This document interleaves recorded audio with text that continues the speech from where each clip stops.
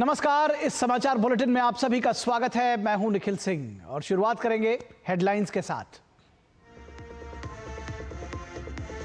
BRICS घोषणा पत्र में पहलगाम आतंकी हमले की गई कड़ी निंदा। आतंकवाद पर दोहरे मापदंड को किया खारिज। आतंकवाद के सभी प्रारूपों के खिलाफ एकजुट होकर लड़ने का आह्वान। प्रधानमंत्री मोदी ने वैश्विक शांति और सुरक्षा को बताया साझा हितों और भविष्य की बुनियाद। कहा, निजी या राजनीतिक स्वार्थ के लिए आतंकवाद या आतंकियों का समर्थन किसी भी अवस्था में नहीं होना चाहिए स्वीकार्य। प्रधानमंत्री नरेंद्र मोदी ने ब्रिक्स शिखर सम्मेलन में जोरदार ढंग से रखा ग्लोबल साउथ का पक्ष। कहा, वैश्विक संस्थाओं में मानवता के 2/3 हिस्से को नहीं मिला पर्याप्त प्रतिनिधित्व। बड़ी अर्थव्यवस्थाओं को मिले नीति निर्माण में जगह।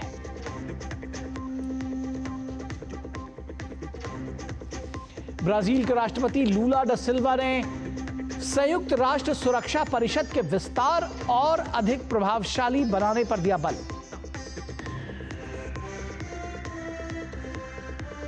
प्रधानमंत्री नरेंद्र मोदी ने मलेशिया के प्रधानमंत्री अनवर इब्राहिम और क्यूबा के राष्ट्रपति मिगेल डियाज कानेल से की मुलाकात। मलेशिया और क्यूबा के साथ अहम द्विपक्षीय मुद्दों पर हुई चर्चा।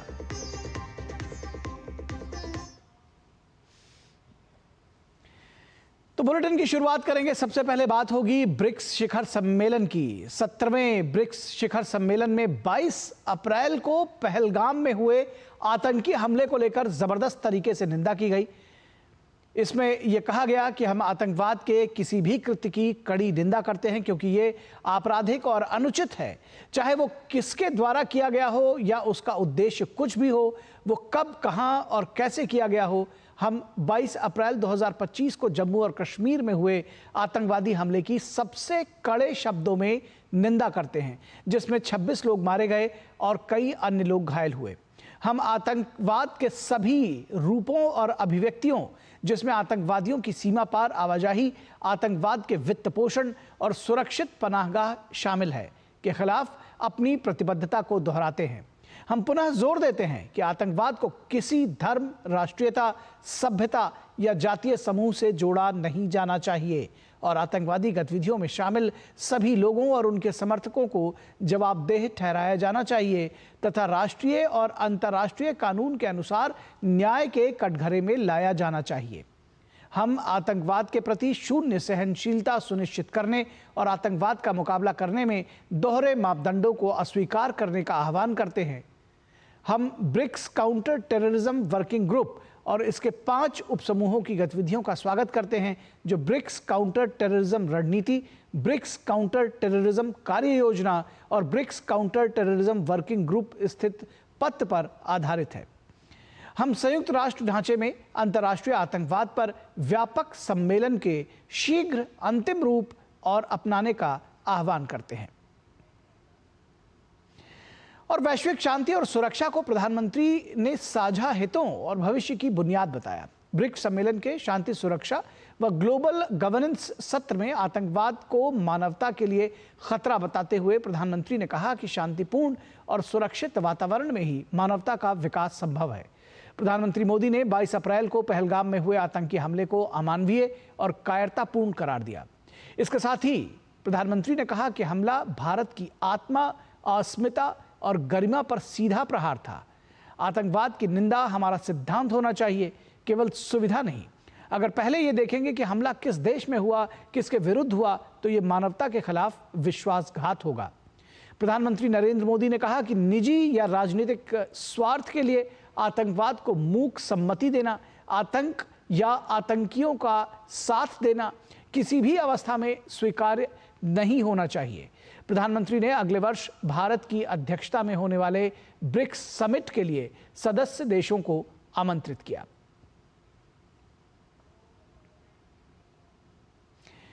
रियो डी जेनेरो में आयोजित 17वें ब्रिक्स शिखर सम्मेलन में ब्रिक्स नेताओं ने एक ऐतिहासिक संयुक्त घोषणा पत्र जारी कर दुनिया को स्पष्ट संदेश दिया। घोषणा पत्र में कहा गया कि वैश्विक दक्षिण अब एक अधिक समावेशी, सतत और न्याय संगत वैश्विक व्यवस्था के लिए एकजुट है। शिखर सम्मेलन की थीम वैश्विक दक्षिण सहयोग को अधिक समावेशी और सतत शासन हेतु मजबूत बनाना है। इसके तहत नेताओं ने पारस्परिक सम्मान, संप्रभु समानता, लोकतंत्र, समावेशिता और सहमति जैसे मूल सिद्धांतों को दोहराया। घोषणा पत्र में 3 प्रमुख पहलों की घोषणा की गई, जिसमें जलवायु वित्त पर ब्रिक्स नेताओं की फ्रेमवर्क घोषणा, कृत्रिम बुद्धिमत्ता पर वैश्विक शासन का संयुक्त वक्तव्य और सामाजिक रूप से निर्धारित बीमारियों के उन्मूलन के लिए साझेदारी शामिल है। ब्रिक्स देशों ने संयुक्त राष्ट्र और वैश्विक शासन प्रणालियों में तत्काल सुधार की मांग करते हुए कहा कि वर्तमान अंतर्राष्ट्रीय व्यवस्था को समकालीन वास्तविकताओं के अनुरूप ढालना जरूरी है। उन्होंने संयुक्त राष्ट्र में अफ्रीका, एशिया और लैटिन अमेरिका जैसे क्षेत्रों से उभरते और विकासशील देशों की अधिक भागीदारी की जरूरत को रेखांकित किया। घोषणा पत्र में अंतर्राष्ट्रीय मामलों में ब्रिक्स देशों की व्यापक भूमिका की वकालत की गई, जिसमें यूएन सुरक्षा परिषद जैसे निकायों में अधिक सक्रिय भूमिका निभाया जाना भी शामिल है। इसके साथ ही नेताओं ने इस बात पर भी जोर दिया कि संयुक्त राष्ट्र में वरिष्ठ पदों पर किसी एक देश या समूह का एकाधिकार नहीं होना चाहिए और महिलाओं तथा विकासशील देशों के प्रतिनिधियों की भागीदारी को बढ़ावा दिया जाना चाहिए। घोषणा पत्र में वैश्विक संघर्षों, सैन्य खर्चों में वृद्धि और भू राजनीतिक ध्रुवीकरण पर गहरी चिंता जताई गई। नेताओं ने कहा कि विकासशील देशों को सतत विकास के लिए वित्तीय संसाधनों की आवश्यकता है और सैन्य बजटों में बढ़ोतरी उनके लिए बाधा बन रही है। उन्होंने सुरक्षा को जलवायु परिवर्तन एजेंडे से जोड़ने के प्रयासों पर भी चिंता जताई। ब्रिक्स नेताओं ने पेरिस समझौते और यूएनएफसीसीसी के उद्देश्यों की प्राप्ति के प्रति पूर्ण समर्थन जताया। भारत की वर्ष 2028 में COP33 की मेजबानी की उम्मीदवारी का स्वागत किया गया। ब्रिक्स ने दोहराया कि जलवायु परिवर्तन से निपटने में बहुपक्षीय प्रयास आवश्यक हैं और सभी देशों को समान लेकिन विभेदित जिम्मेदारियों के आधार पर कार्य करना चाहिए। घोषणा पत्र में strategy for BRICS economic partnership 2025 का स्वागत किया गया, जिसने क्षेत्रीय विकास, व्यापार, निवेश और सहयोग के लिए एक स्पष्ट मार्गदर्शन प्रदान किया।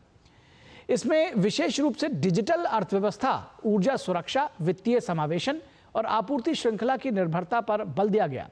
समावेशी सामाजिक विकास की दिशा में संकल्प लिया गया। नेताओं ने महिलाओं, दिव्यांगजन, युवाओं, वरिष्ठ नागरिकों, प्रवासियों और शहरों में रहने वाले अधिकारों और अवसरों को सुनिश्चित करने पर जोर दिया।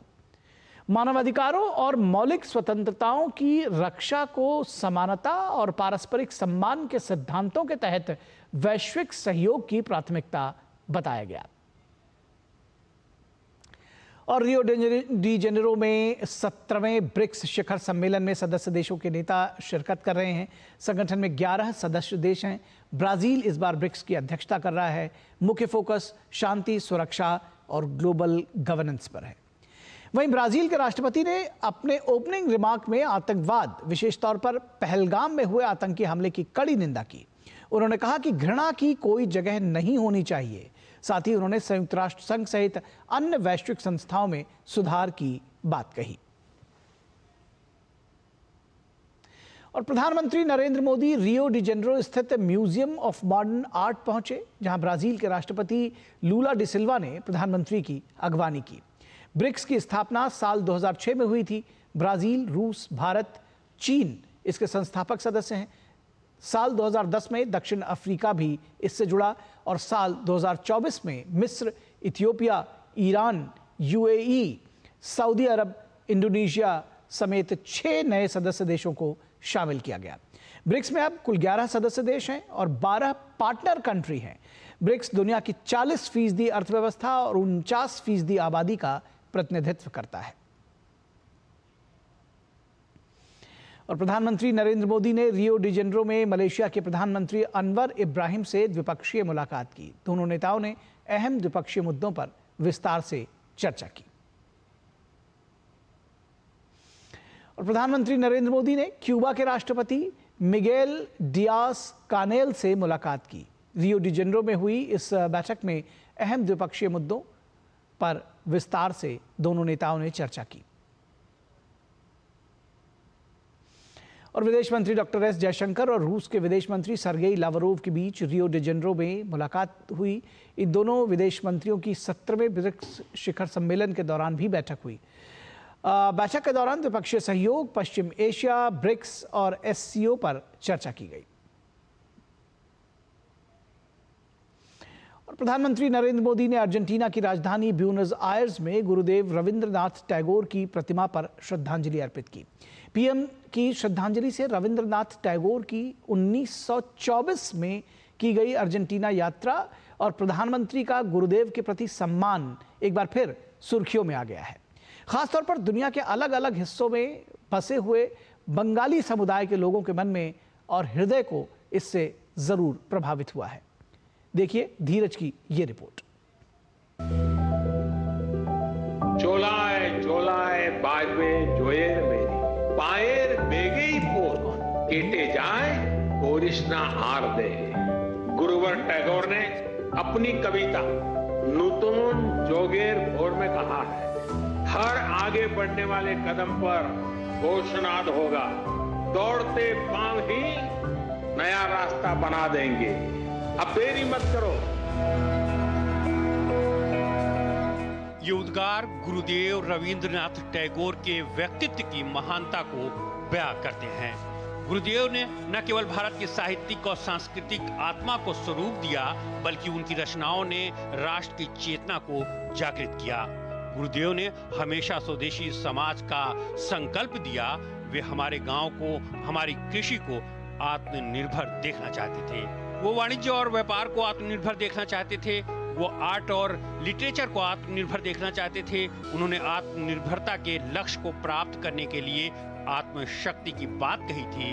गुरुदेव ने भारत के सांस्कृतिक सामर्थ्य को रंग बिरंगी मालाओं में पिरोया, अलग अलग रंग के मानकों की शक्ति को समझा और रविंद्र संगीत में इस विविधता को समेटा। प्रधानमंत्री नरेंद्र मोदी गुरुदेव रविंद्रनाथ टैगोर के साहित्य, संगीत, रंगमंच और चित्रकला की विधाओं के इतने मुरीद हैं कि 2021 में संयुक्त राष्ट्र महासभा के 76वें सत्र को संबोधित करते हुए पीएम ने कहा था, गुरुदेव कहते थे कि अपने शुभ कर्म पथ पर निर्भीक होकर आगे बढ़ो, सभी दुर्बलताएं और शंकाएं समाप्त हो जाएंगी।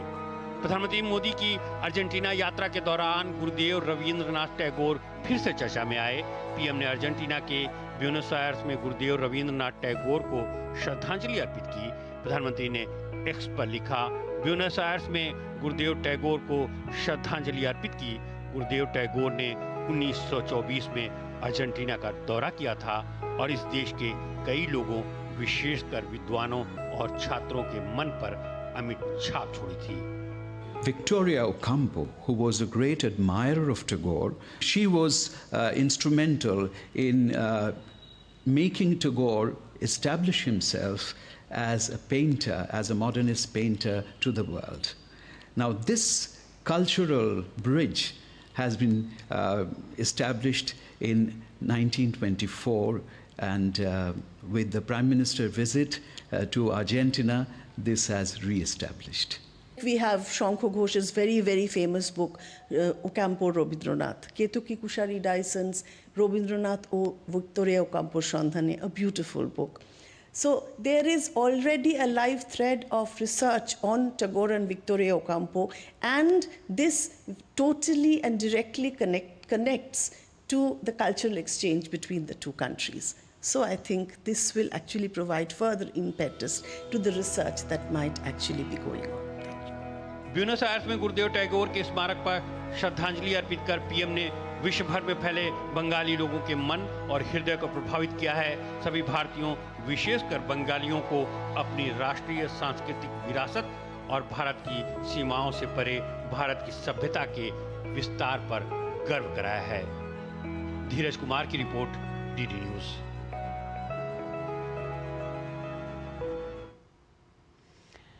और केंद्रीय सहकारिता मंत्रालय के 4 वर्ष पूर्ण होने के अवसर पर केंद्रीय सहकारिता एवं गृह मंत्री अमित शाह ने गुजरात के आणंद स्थित अमूल डेयरी में आयोजित एक कार्यक्रम में सहकारिता से जुड़े लोगों को संबोधित किया।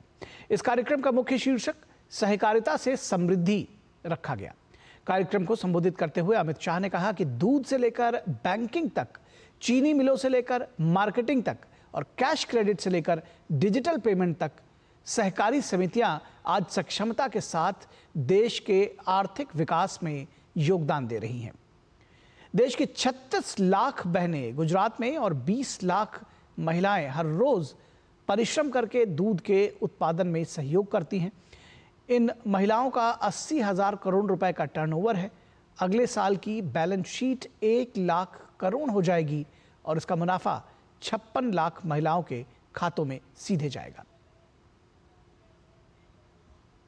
बैंकिंग तक, चीनी मिलों से लेकर मार्केटिंग तक और कैश क्रेडिट से लेकर डिजिटल पेमेंट तक आज सहकारी समितियां सक्षमता के साथ देश के आर्थिक विकास में योगदान दे रही है। अमूल की भूमि पर खड़ा रहकर मैं बोल रहा हूं, 36 लाख बहनें गुजरात में और 20 लाख बहनें देश में हर रोज परिश्रम कर कर दूध भरती है। 80,000 करोड़ का टर्नओवर है। अगले साल की बैलेंस शीट 1 लाख करोड़ की आएगी और इसका मुनाफा मेरी ये 56 लाख बहनों के अकाउंट में जाता है। और केंद्रीय स्वास्थ्य मंत्री जेपी नड्डा और दिल्ली की मुख्यमंत्री रेखा गुप्ता ने विज्ञान भवन में एक कार्यक्रम में आयुष्मान भारत पंजीकरण वैन को हरी झंडी दिखाई। इस मौके पर केंद्रीय स्वास्थ्य मंत्री जेपी नड्डा ने कहा कि प्रधानमंत्री आयुष्मान भारत स्वास्थ्य अवसंरचना मिशन के तहत 2021 से फरवरी 2025 के बीच दिल्ली सरकार को 1,700 करोड़ रुपए दिए गए थे, लेकिन एक भी पैसा खर्च नहीं हुआ। उन्होंने कहा कि अब जनकल्याण के लिए इस फंड को खर्च करने की जिम्मेदारी दिल्ली की मुख्यमंत्री रेखा गुप्ता और दिल्ली के सरकार पर है। आयुष्मान भारत, प्रधानमंत्री Ayushman Bharat health infrastructure mission, जो 2020-21 से प्रारंभ हुआ और जिसके अंत 2025 के अंत में हो जाएगा, 26 के मार्च में, उसमें हमने 1700 करोड़ रुपए दिए हुए थे। 1700 करोड़ 21 से लेकर के 20 फरवरी 2025 तक एक पैसा नहीं खर्च हुआ। और अब ये रेखा जी के कंधों पर बड़ी भारी जिम्मेवारी आई है कि उनको अब 8 महीने के अंदर ये 1700 करोड़ रुपए खर्च करके दिल्ली की जनता के लिए लगाना। और नई दिल्ली में आयोजित कार्यक्रम में केंद्रीय स्वास्थ्य मंत्री और दिल्ली की मुख्यमंत्री रेखा गुप्ता ने 1,400 कर्मियों को स्वास्थ्य विभाग में स्थायी नियुक्ति पत्र प्रदान किए। कार्यक्रम में दिल्ली के स्वास्थ्य मंत्री डॉक्टर पंकज कुमार सहित बड़ी संख्या में नवनियुक्त स्वास्थ्य कर्मी शामिल हुए। मुख्यमंत्री रेखा गुप्ता ने इस मौके पर कहा कि पिछली आम आदमी पार्टी के सरकार के भ्रष्टाचार और गलत नीतियों का नतीजा था कि लंबे समय से दिल्ली में स्वास्थ्य कर्मियों की स्थायी नियुक्ति संभव नहीं हो पाई। दिल्ली के अस्पतालों का बुरा हाल था। मुख्यमंत्री ने कहा कि उन्होंने अपने छोटे से कार्यकाल में बड़े फैसले लिए हैं। बाकी की वैकेंसी पर भी जल्दी ही नियुक्त किए जाने की मुख्यमंत्री ने घोषणा की। मुख्यमंत्री ने कहा कि दिल्ली की जनता को कोई भी परेशानी ना हो, इसके लिए लगातार प्रयास जारी है। दिल्ली सरकार के इतिहास में परमानेंट नर्सिंग स्टाफ के अपॉइंटमेंट लेटर सरकार के द्वारा बांटे गए हैं। वर्षों से स्टाफ की कमी के कारण दिल्ली के अस्पताल बेतरतीब चल रहे हैं। ना डॉक्टर, ना नर्सिस, ना पैरामेडिकल स्टाफ। आज सरकार ने इन वैकेंसीज की भर्ती के लिए जिस तरीके से इतने छोटे अपने कार्यकाल में बड़ा प्रयास किया और लगभग 1400 नर्सिस को आज अपॉइंटमेंट लेटर दिए गए। इसके साथ ही बाकी की वैकेंसीज पे भी सरकार जोरों से काम कर रही है। और मध्य प्रदेश के विदिशा में केंद्रीय कृषि मंत्री शिवराज सिंह चौहान ने सोयाबीन किसानों से उनकी शिकायत सुनी। कई किसानों ने सोयाबीन बोया था लेकिन बीज अंकुरित नहीं हुए, खेतों में कोई भी बीज अंकुरित नहीं हो पाए हैं। केंद्रीय मंत्री ने कहा कि किसानों के साथ धोखा हुआ है, वो इस मामले की जांच कराएंगे और कोई भी दोषी पाया जाएगा तो उसके खिलाफ कार्रवाई की जाएगी। कई किसानों ने सोयाबीन की बोनी की लेकिन बीज खेत में बोया, वो उगा नहीं, अंकुरण नहीं हुआ, जर्मिनेशन नहीं हुआ। उनका बीज भी चला गया, उनकी बोनी बेकार हो गई और एक तरह से खेती ही बर्बाद हो गई। मैंने आके ये बोए हुए बीज भी हमने खोद के देखे, कई बीजों में अंकुरण नहीं हुआ है। ये किसान के साथ धोखा है। हम दोनों चीज, एक इसकी मैं जांच करवाऊंगा कि बीज कहां से आया, कैसे आया, और जिसने घटिया बीज दिया हो, कोई कंपनी हो, कोई और हो, या सीड बीज की जो सोसाइटी होती है, तो फिर अब जांच करके अगर स्रोत बीज का पता चलता है और कोई दोषी पाया जाता है तो कर्तव्य है कि फिर ऐसे लोगों के खिलाफ कार्रवाई होनी चाहिए। और खबर क्रिकेट के मैदान से, जहां बर्मिंघम में इतिहास रचा गया। बर्मिंघम टेस्ट में भारत ने इंग्लैंड को 336 रन से हरा दिया है। रनों के लिहाज से ये विदेश की धरती पर भारत की सबसे बड़ी जीत है। वही भारत ने बर्मिंघम में पहली बार कोई टेस्ट मैच जीता है। भारत ने इंग्लैंड को 608 रन का लक्ष्य दिया था, जिसके जवाब में इंग्लैंड की टीम 271 रन बनाकर ऑल आउट हो गई। मैच की पहली पारी में दोहरा शतक और दूसरी पारी में शतक लगाने वाले भारतीय कप्तान Shubman Gill player of the match चुने गए।